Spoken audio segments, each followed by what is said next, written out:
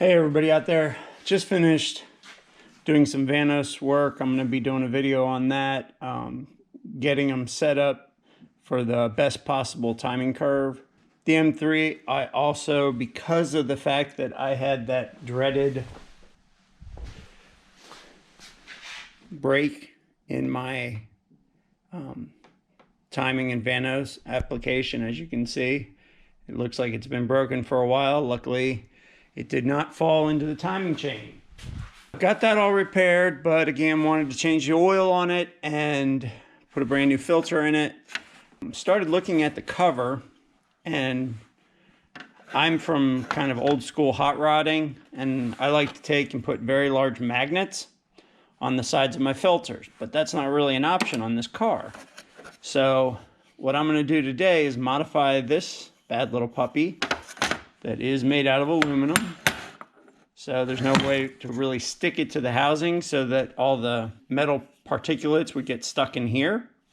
So what I'm going to do is modify this on my lathe to capture the particles. Now, if you don't have a lathe, there's another way to do this. I would get the smaller rare earth magnets and actually just silicone them in here, here, here, here, here, and here, and here. And then when you do your oil change, you can flip it over, spray some brake clean in here, get all the metal particulates out of the oil. So that's what we're going to be doing today. All right, I've got a 3-chuck setup in my lathe. So what I'm going to do is basically use the back side of the housing, as long as I can keep it from hitting any of these, to hold it in place.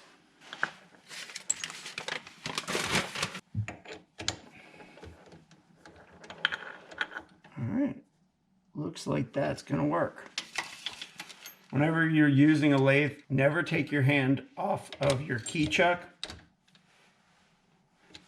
so that you don't accidentally walk away and leave it in there and turn it on. So if your hand's always on it, you're not going to turn it on. Just a good safety tip. Alright, so what I've done there is just made a mark of about where it is. Once I get close enough, I'll actually start measuring, but right now this is just to take off this part of the housing. Now you might say that this is where the strength of the housing is, and again, partially you'd be right, but it also has it underneath the top. So if it works, great. If it doesn't, I can always put a new top on it. But then again, this is kind of what hot rodding is. Basically, hey, it might work, it might not work. Either way, I'm going to try it.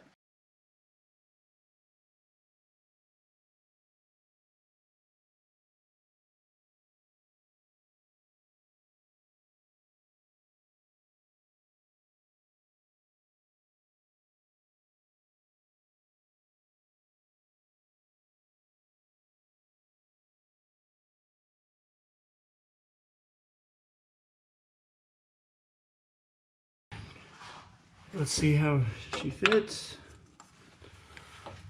Oh, just a hair more. All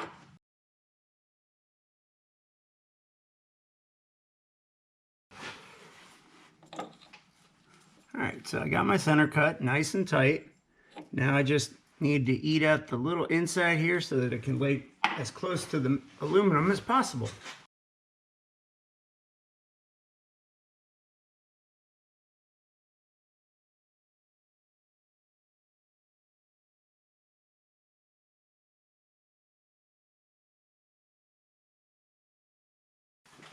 Okay, perfect. Looks like it was always supposed to be there. Now what I'm going to use to actually attach it to it is some Permatex Right Stuff 1 minute gasket sealer. That's what I'm going to use. I'm going to put it down in the chambers here, here, here, and here. Maybe a couple of just dots here and here in case I ever need for some reason to get it off. And I'll come back when that's done. All right, I went ahead and cleaned it up with some walnut shells, and then got it all nice and clean inside. Make sure none of that gets down the engine. Wanted to take a micrometer reading, and we got about 0.108. So it's still pretty thick. The casting on the outside is actually thinner than that. So I think we're still good for structural integrity. So now I've got it glued in place. I just went with 4 of these connectors. and then some glue down there. And I was wondering, you know, with the thickness of the aluminum housing, would it work? Yep. The aluminum washer that seals the top of this unit sticks right to it every time. So we have a magnetic field inside of here to catch anything. Unfortunately, the oil changes on M3s, it's about 15,000 miles, so it's going to be a while before I can actually see if this did something. But maybe I'll throw a quick video on once that time frame does come up, and we'll see how she did. If you've enjoyed the video, please like and subscribe.